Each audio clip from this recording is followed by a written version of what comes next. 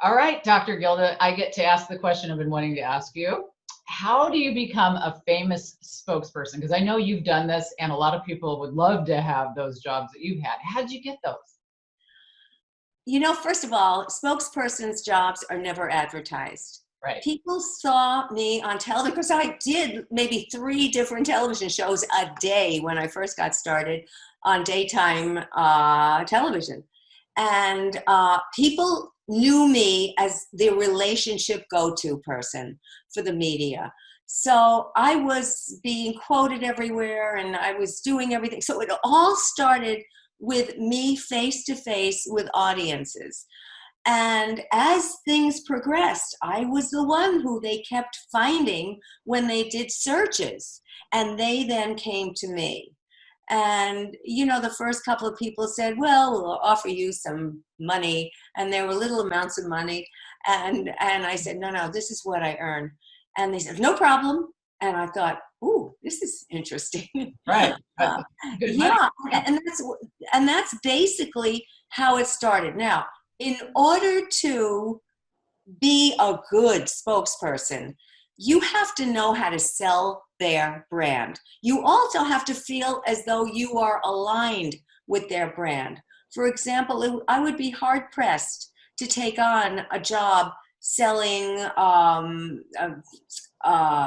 tobacco, Yeah. for example. Because you don't use it.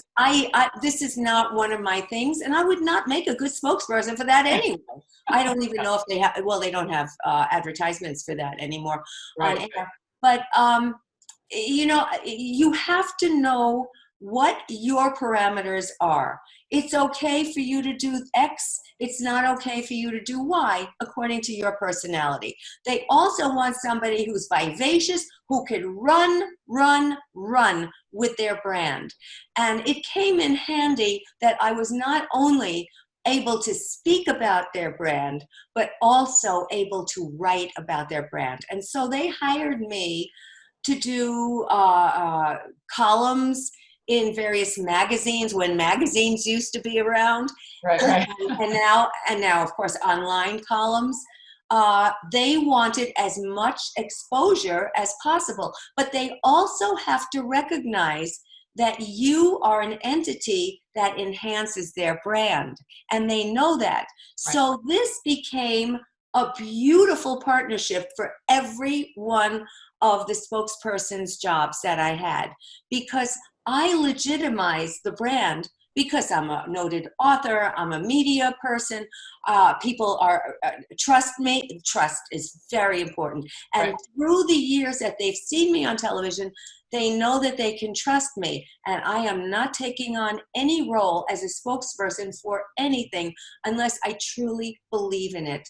And they knew that. Interesting. I guess I never really thought of me as being a spokesperson for a brand, but I recently sent you some links to a bunch of articles I had written for an online school site that was really very interesting, because every day I wrote about how to be a better student or different things within the online atmosphere. And so I was the face of that brand for the online industry.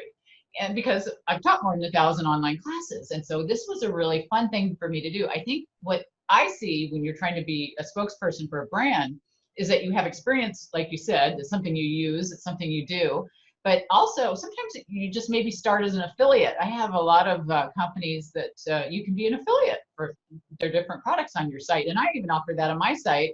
Anybody who wants to represent some of the products I sell can be an affiliate. So I think it's something we could look at exploring the affiliate relationship. A lot of people don't realize how to do that. Huh? Yeah, I never did that. I know, and I think that's how it's doing more now than it was when you were doing some of those bigger accounts that you had. I think now they look to the space to see who's the influencer. It's all influencer marketing now, and well, but I think that's beginning to change too, as they recognize that the influencers are not influencing as much as they would have liked. And some of the celebrities that have been hired, like I lost out a couple of times to A-list celebrities who are actresses who did nothing for their brands. And sometimes some of these products came to me after getting burned by a celebrity who freaked out, or because they do things that are sometimes not very smart, like speak out on politics or whatever, and the brand didn't want to go that route. And so I was the second choice sometimes, who then became the first choice. And they said, oh my goodness. But it is very, very taxing work sometimes. One time I was on air for 4 straight hours. And it was going from one marketplace to another marketplace to another marketplace. Sometimes they were radio, sometimes they were TV. And how are you today, Colorado? Oh, what's the weather for you in Florida? And I mean, it was one after another after another. And the guy who was running this said, I have never seen, even our A-list actors could never have withstood this for 4 hours.